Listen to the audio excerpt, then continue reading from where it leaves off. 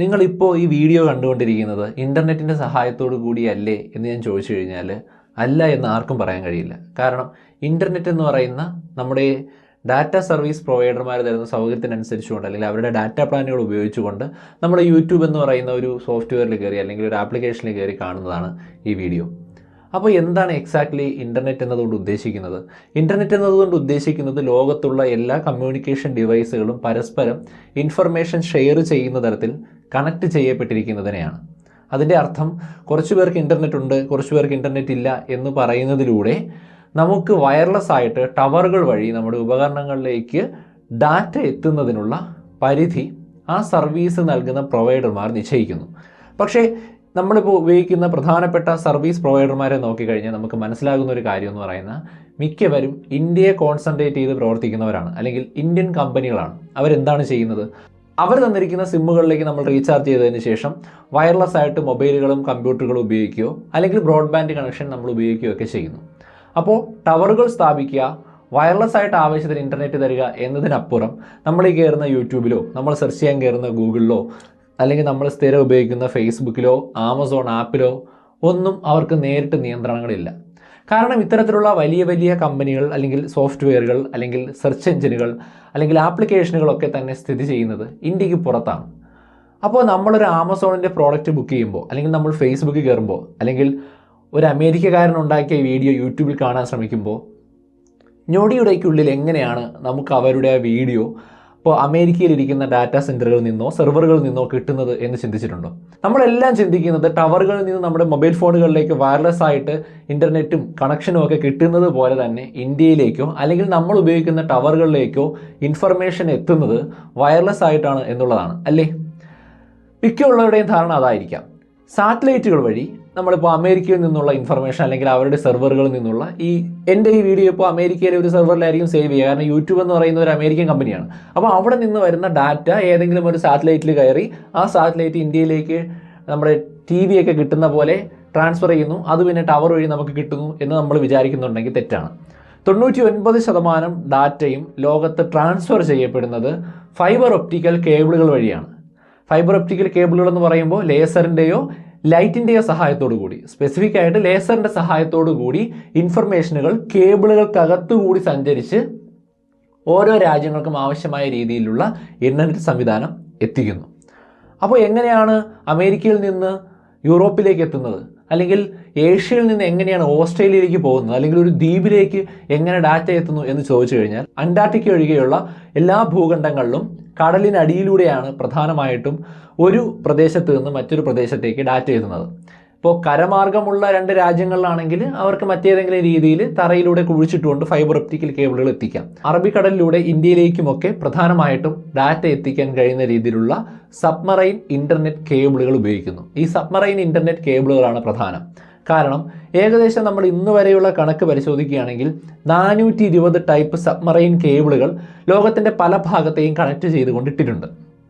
നിലവിലിപ്പോൾ ഏറ്റവും പുതിയ അപ്ഡേറ്റുകൾ അനുസരിച്ച് നമ്മൾ നോക്കുമ്പോൾ ആമസോൺ, ഫേസ്ബുക്ക്, അതുപോലെ തന്നെ മൈക്രോസോഫ്റ്റ്, ഗൂഗിൾ തുടങ്ങിയ വൻതിര ബഹുരാഷ്ട്ര കമ്പനികൾ, ഇൻ്റർനെറ്റിനെ ആശ്രയിച്ച് പ്രവർത്തിക്കുന്ന കമ്പനികൾ സ്വന്തം നിലയ്ക്ക് മിക്ക രാജ്യങ്ങളെയും കണക്ട് ചെയ്തുകൊണ്ട് പുതിയ പുതിയ അണ്ടർ വാട്ടർ കേബിളുകൾ ഇടുന്നുണ്ട്.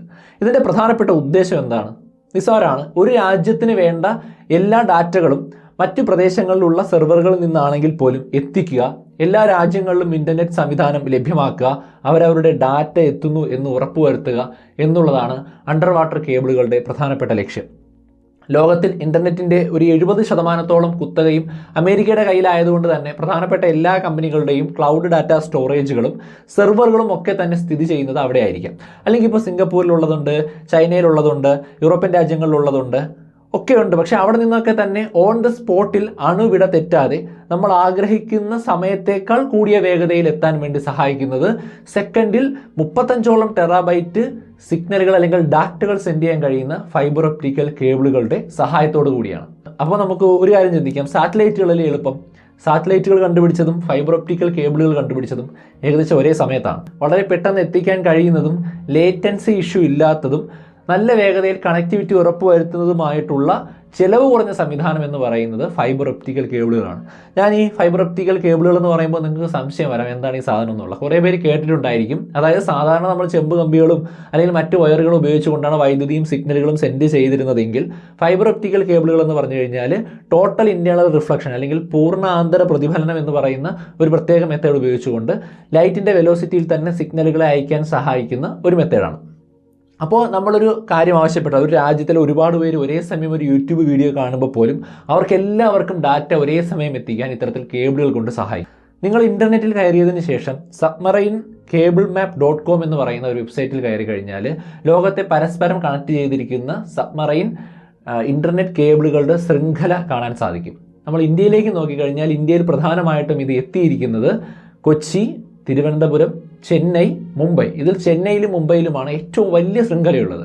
പല കളറുകളിൽ പല സർവീസ് പ്രൊവൈഡർമാരുടെയോ കേബിൾ കമ്പനികളുടെയോ അടിസ്ഥാനത്തിൽ നമുക്ക് സർവീസുകൾ ലഭ്യമായിക്കൊണ്ടിരിക്കുകയാണ്. അപ്പോൾ കുറച്ച് വർഷങ്ങൾക്ക് മുമ്പ് ഫ്രാൻസിൽ നിന്നും സൗത്ത് ആഫ്രിക്കയെ ആഫ്രിക്കൻ കോസ്റ്റിലൂടെ ബന്ധിപ്പിച്ചിരുന്ന ACEയുടെ ഫൈബർ ഒപ്റ്റിക്കൽ കേബിളുകൾ ബ്രേക്ക് ആയതിൻ്റെ ഫലമായിട്ട് ഏകദേശം 10-ലധികം ആഫ്രിക്കൻ രാജ്യങ്ങളിൽ 2 ദിവസത്തോളം ഇൻ്റർനെറ്റ് കിട്ടാതിരുന്ന ഒരു പ്രശ്നമുണ്ടായിരുന്നു. അപ്പോൾ നമ്മൾ വിചാരിക്കും കടലിലൂടെ ഇടുന്ന ഒരു ഉയരെന്ന് പറയുമ്പോൾ എങ്ങനെയിരിക്കും. അപ്പോൾ കടലിന് പല ആഴമാണുള്ളത്. ചിലപ്പോൾ 5 കിലോമീറ്ററോളം താഴ്ചയുള്ള പ്രദേശങ്ങളുണ്ട്, ചിലപ്പോൾ 8 കിലോമീറ്ററോളം താഴ്ചയുള്ള പ്രദേശങ്ങളുണ്ട്, ചിലപ്പോൾ താഴ്ച വളരെ കുറഞ്ഞ പ്രദേശങ്ങൾ കടലിലുണ്ട്. അപ്പോൾ പ്രധാനമായിട്ടും ചെയ്യുന്നത് എത്ര ആഴത്തിലാണ് ഇടേണ്ടത് എന്ന് അറിയുന്നതിന് വേണ്ടി സമുദ്രത്തെക്കുറിച്ച് പഠിക്കുകയും അതിൻ്റെ ആഴം പഠിക്കുകയും അവിടെയുള്ള ഹാർഷ്നെസ്, അതായത് സുനാമിക്കുള്ള സാധ്യത, വോൾക്കാനിക് ഇറപ്ഷനുള്ള സാധ്യത, സ്രാവ് പോലെയുള്ള ജീവികൾ ആക്രമിക്കാനുള്ള സാധ്യത, അവിടുത്തെ പ്രഷർ, സലൈനിറ്റി തുടങ്ങിയ കാര്യങ്ങളെക്കുറിച്ച് അതിവിദഗ്ധമായ ഗവേഷണം നടത്തിയതിന് ശേഷം ഏത് തരത്തിലുള്ള ഫൈബർ ഒപ്റ്റിക്കൽ കേബിളുകളാണ് രൂപകൽപ്പന ചെയ്യേണ്ടത് അല്ലെങ്കിൽ ഇടേണ്ടത് എന്ന് മനസ്സിലാക്കുന്നു. ഫൈബർ ഒപ്റ്റിക്കൽ കേബിൾ എന്ന് പറയുന്നത് നമ്മുടെ മുടിയുടെ അത്രമാത്രം വലിപ്പമുള്ള വയറുകളായിരിക്കും. പക്ഷേ അതിനെ പൊതിഞ്ഞുകൊണ്ട് പെട്രോളിയം ജെല്ലി കൊണ്ടുള്ള കോട്ടിങ്, അതുപോലെ തന്നെ ഓരോ 75-80 കിലോമീറ്റർ കൂടുമ്പോൾ ഈ ഫൈബർ ഒപ്റ്റിക്കൽ കേബിളിൻ്റെ അകത്തുകൂടി പോകുന്ന സിഗ്നലുകൾക്ക് അവരുടെ സിഗ്നലിൻ്റെ സ്ട്രെങ്ത് വീക്ക് ആവാനുള്ള സാധ്യതയുണ്ട്. അപ്പോൾ ഇടയ്ക്കിടയ്ക്ക് ആംപ്ലിഫൈ ചെയ്യാൻ ആവശ്യമായിട്ട് ഇതിൻ്റെ പുറമേയുള്ള കോപ്പർ വയറിലൂടെ വൈദ്യുതി കടത്തിവിടുക, അങ്ങനെ ഒരുപാട് കാര്യങ്ങൾ നോക്കി ഏത് കട്ടിക്കുള്ള, ഇതിപ്പോൾ സോഡ ക്യാനിൻ്റെ വലിപ്പം മുതൽ ചെറിയൊരു സാധാരണ ഒരു ഓസിൻ്റെ അത്ര വലിപ്പത്തിലുള്ള കേബിളുകൾ വരെയുണ്ട്. അപ്പോൾ ആ ഒരു സിറ്റുവേഷൻ അനുസരിച്ചുകൊണ്ട് കേബിളുകൾ കൺസ്ട്രക്ട് ചെയ്യുകയും ഇതിനായിട്ടുള്ള പ്രത്യേകതരം ബോട്ടുകളിൽ ഇത് കടലിലേക്ക് ഇറക്കി ബോട്ടുകൾ നീങ്ങുകയും ചെയ്യും. അപ്പോൾ കടലിലേക്ക് വീണ് ഇത് താഴത്തെ തട്ടിൽ എത്തുന്ന സമയത്ത് അതിൻ്റെ തൊട്ടു പിന്നിലായിട്ട് ഇതിനെ പരമാവധി കടലിൻ്റെ അടിയിലേക്ക് പൂഴ്ത്തിവെക്കാൻ സഹായിക്കുന്ന രീതിയിലുള്ള യന്ത്രങ്ങൾ ഉണ്ടായിരിക്കും. ഈ യന്ത്രങ്ങളുടെ സഹായത്തോടു കൂടി കുറച്ചുകൂടി കൃത്യമായിട്ട് കടലിൻ്റെ അടിത്തട്ടിലൂടെ ഈ കേബിളുകൾ കൊണ്ടുപോകാനുള്ള ശ്രമം കമ്പനികൾ നടത്തും.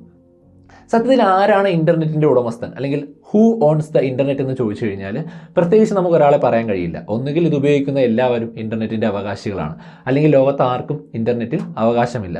അപ്പോൾ ഇൻ്റർനെറ്റ് എന്ന് പറയുന്നത് എല്ലാം കൂടിയൊരു ശൃംഖലയാണ്. അപ്പോൾ അതിനകത്ത് പലതരത്തിലുള്ള സർവീസുകൾ തരുന്ന, സെർവറുകൾ ലഭ്യമാക്കുന്ന, ക്ലൗഡ് സ്റ്റോറേജുകൾ ലഭ്യമാക്കുന്ന ഒരുപാട് സംവിധാനങ്ങളുണ്ട് എന്നുള്ളതല്ലാതെ ഇൻ്റർനെറ്റ് ആരുടെയും സ്വന്തമല്ല. അപ്പോൾ സ്വാഭാവികമായിട്ടും കമ്പനികൾ ചെയ്യുന്നത് എന്താണ്?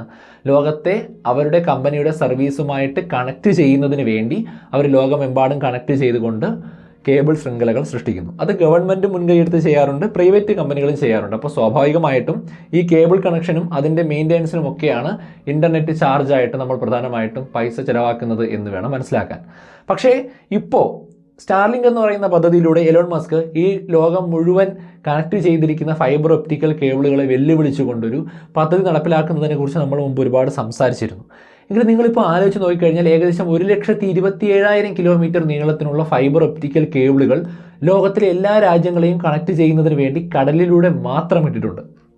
അതായത് നിങ്ങൾ ഭൂമിയെ ഈ ഫൈബർ ഒപ്റ്റിക്കൽ കേബിൾ കൊണ്ട് ഒരു തവണ ചുറ്റി വരികയാണെങ്കിൽ നിങ്ങൾക്ക് അതേപോലെ ഒരു 27 തവണ കൂടി ചുറ്റാൻ ആവശ്യമായിട്ടുള്ള അത്രയും നീളത്തിന് ഫൈബർ ഒപ്റ്റിക്കൽ കേബിളുകൾ കമ്പനികൾ കടലിലൂടെ ഇട്ടിട്ടുണ്ട്. അതുകൊണ്ട് തന്നെ ലോകരാജ്യങ്ങളെ കണക്ട് ചെയ്യാൻ ഒന്നിലധികം ഫൈബർ ഒപ്റ്റിക്കൽ കേബിളുകൾ കടലുകൾ വഴി ഇട്ടിട്ടുണ്ട് എന്ന് മാത്രമല്ല, ഒരു കേബിളിൻ്റെ ആയുസ് ഏകദേശം 25 വർഷമാണ് എന്ന് അവർ പറയുന്നു. പക്ഷേ എന്നാലും നിങ്ങൾ ആലോചിച്ചേ, നമ്മുടെ ടെക്നോളജി മാറിക്കൊണ്ടിരിക്കുകയാണ്. ഒരു ഫൈബർ ഒപ്റ്റിക്കൽ കേബിളിലൂടെ പരമാവധി കടത്തിവിടാൻ കഴിയുന്ന ഡാറ്റയ്ക്ക് ഒരു പരിധിയുണ്ട്.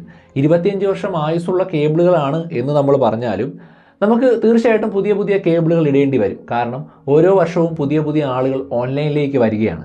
നമ്മൾ യൂറോപ്യൻ രാജ്യങ്ങൾ എടുത്തു കഴിഞ്ഞാൽ ഏകദേശം പകുതി ആളുകളും നമ്മളിപ്പോൾ നോക്കിക്കഴിഞ്ഞാലും ഓൺലൈനിലാണ് എന്നാണ് പറയുന്നത്. എന്നാൽ ഇന്ത്യ ഒരു കഴിഞ്ഞ 2-3 വർഷങ്ങൾക്ക് മുമ്പ് വരെ 10% ആളുകൾ മാത്രമായിരുന്നു ഓൺലൈനിൽ ഉണ്ടായിരുന്നത്. എന്നാൽ ഇപ്പോൾ ഇന്ത്യയിലും ഓൺലൈനിലുള്ളവരുടെ എണ്ണം കൂടുതലാണ്. അതായത് ലോക ജനസംഖ്യയുടെ പകുതിയോളം ആളുകളും ഇപ്പോൾ ഇൻ്റർനെറ്റ് ആക്സസ് ഉള്ളവരോ നിരന്തരം ഇൻ്റർനെറ്റ് ഉപയോഗിക്കുന്നവരോ ആണ്. അപ്പോൾ ആളുകൾ കൂടുതലായിട്ട് ഓൺലൈനിൽ വരുന്നതിനനുസരിച്ച് ബിസിനസ് സാധ്യത കൂടുന്നു. അപ്പോൾ വലിയ വലിയ കമ്പനികൾ കൂടുതലായിട്ടും ഇൻഫ്രാസ്ട്രക്ചർ കൂട്ടാനായിട്ട് ശ്രമിക്കുന്നു. അപ്പോൾ കൂടുതൽ ഡാറ്റ കൈകാര്യം ചെയ്യാൻ കഴിയുന്ന കേബിളുകൾ, ഫൈബർ ഒപ്റ്റിക്കൽ സബ്മറൈൻ കേബിളുകൾ അവർ കടലിനടിയിലൂടെ കൂടുതലായിട്ടും ഇങ്ങനെ ഇട്ടുകൊണ്ടിരിക്കും.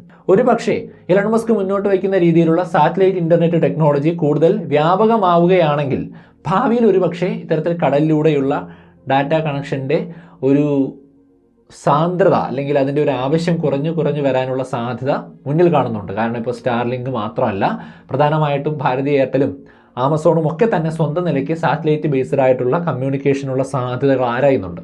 ഇനി മുതൽ നിങ്ങൾ മനസ്സിലാക്കുക, നിങ്ങൾ ഈ ഒരു വീഡിയോ കാണുന്നതിന് വേണ്ടി ഇതിൻ്റെ തംബ്നെയിലോ ലിങ്കിലോ ക്ലിക്ക് ചെയ്യുന്ന സമയത്ത് നിങ്ങളുടെ ഫോണിലേക്ക് ഈ വീഡിയോ എത്തിയത് ഞാനൊരു ഇന്ത്യയിൽ ഇരുന്നു കൊണ്ട് യൂട്യൂബിൽ വീഡിയോ അപ്ലോഡ് ചെയ്തത് കൊണ്ട് പെട്ടെന്ന് കിട്ടിയതോ അല്ലെങ്കിൽ സാറ്റലൈറ്റുകളിൽ നിന്ന് കിട്ടിയതോ അല്ല. നിങ്ങൾ ഈ വീഡിയോ ക്ലിക്ക് ചെയ്യുന്ന സമയത്ത് നിങ്ങൾക്ക് ഈ വീഡിയോ ആവശ്യമുണ്ട് എന്നുള്ള ഒരു സന്ദേശം അല്ലെങ്കിൽ ഇൻഫർമേഷൻ ഈ ലക്ഷക്കണക്കിന് കിലോമീറ്റർ നീളത്തിൽ കിടക്കുന്ന ഫൈബർ ഒപ്റ്റിക്കൽ കേബിളുകളിൽ ഏതിലൂടെയൊക്കെയോ വിദേശ രാജ്യങ്ങളിലിരിക്കുന്ന സെർവറുകളിലേക്ക് പോവുകയും അവിടുത്തെ സ്റ്റോറേജിൽ നിന്നും ഈ ഡാറ്റ പ്ലേ ചെയ്യാൻ ആവശ്യമായിട്ടുള്ള ഇൻഫർമേഷൻ അല്ലെങ്കിൽ MB കണക്കിന് ഡാറ്റ, മെഗാബൈറ്റ്സ് ഡാറ്റ നിങ്ങളുടെ ഫോണുകളിലേക്ക് സ്പോട്ടിൽ എത്തിച്ചേരുകയും ചെയ്തു എന്നുള്ളതാണ്. ഇത്രയും സ്പീഡ് നമുക്ക് തരുന്നത് ലൈറ്റിനെ ബേസ് ചെയ്തുകൊണ്ടുള്ള ഫൈബർ ഒപ്റ്റിക്കൽ കേബിളുകൾ ഉപയോഗിച്ചത് കൊണ്ടുമാണ്.